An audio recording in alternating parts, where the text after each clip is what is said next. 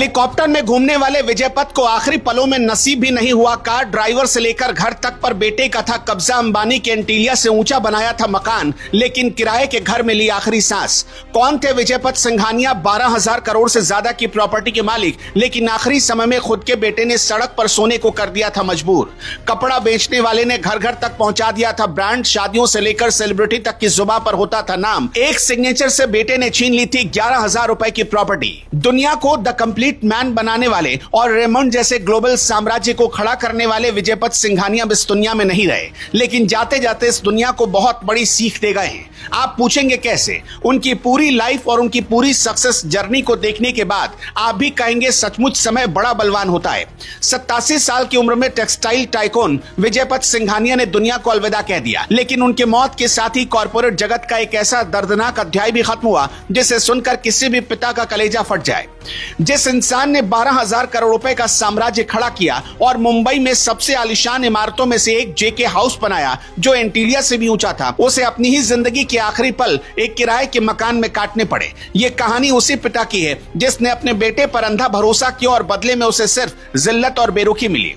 विजय पथ सिंघानिया ने 1980 में रेमंड की कमान संभाली थी और इसे एक छोटे से मिल से उठाकर दुनिया के कोने कोने तक पहुंचा दिया था। उन्होंने सिर्फ कपड़े ही नहीं बेचे, उन्होंने एक ब्रांड बनाया जिसने भारत के टेक्सटाइल उद्योग को नई पहचान दी। रेमंड मतलब भरोसे का दूसरा नाम। उनके नेतृत्व में रेमंड ने सिंथेटिक कपड़ों से लेकर इंजीनियरिंग और रियल एस्टेट तक में झंडे गाड़े।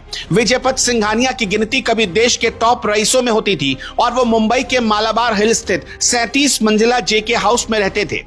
आपको जानकर हैरानी होगी कि यह जेके हाउस मुकेश अंबानी के एंटीलिया से भी ऊंची बिल्डिंग मानी जाती है। एक जमाने में विजय पथ सिंघानिया की नेटवर्थ 12,000 करोड़ रुपए हुआ करती थी, लेकिन साल 2015 में उनकी जिंदगी में एक ऐसा मोड़ आया जिसने उनकी तकदीर पूरी तरह पलट कर रख दी।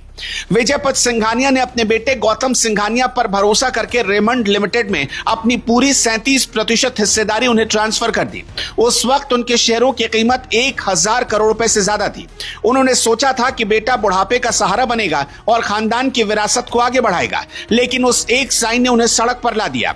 हिस्सेदारी मिलते ही बाप और बेटे के रिश्तों में ऐसी दरार आई कि गौतम सिंघानिया ने अपने पिता को उसी घर से बाहर निकाल दिया जिसकी एक एक ईंट विजय पथ ने खुद जोड़ी थी।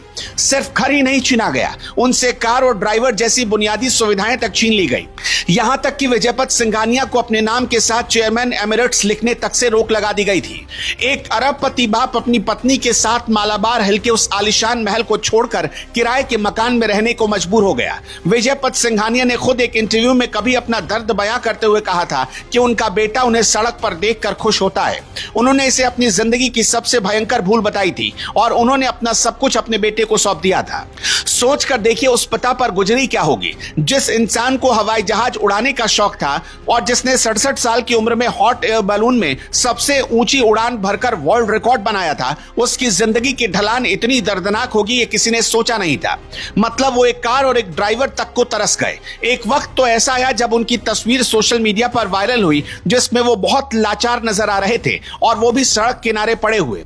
विजय पथ सिंघानिया ने अपनी दौलत का बड़ा हिस्सा पहले ही गौतम सिंघानिया को दे दिया था। आज उनके बेटे गौतम सिंघानिया की नेटवर्थ 11,000 करोड़ रुपए से ज्यादा है, लेकिन विजय पथ के पास उनके आखिरी वक्त में सिर्फ यादें और अधूरापन ही बचा था जो अपनों के धोखे से मिला था। उम्र के आखिरी पड़ाव पर आने के बाद भी पिता को बेटे का सुख नहीं दे पाए गौतम सिंघानिया। विजय पथ सिंघानिया ने रेमंड के लिए फील्स लाइक हेवन का नारा दिया था, लेकिन उनकी खुद की जिंदगी नर्क से बदतर बन गई थी। उनके निधन के साथ ही भारतीय बिजनेस जगत में एक युग का भी अंत हो गया। वो एक ऐसे विरासत छोड़ गए जो आज हर घर में पहचानी जाती है, लेकिन उनकी कहानी एक चेतावनी बनकर रह गई कि जायदाद और भरोसे के खेल में अक्सर खून के रिश्ते ही सबसे बड़े दुश्मन बन जाते हैं। 29 मार्च 2026 को रेमंड मैन हमेशा के लिए खामोश हो गए और हर परिवार को एक मैसेज देकर भरोसा करने से पहले 100 बार सोचना, चाहे खून अपना ही क्यों ना हो। दर्शकों, इस कहानी पर आप क्या कहेंगे? हमें कमेंट बॉक्स में जरूर बताइएगा।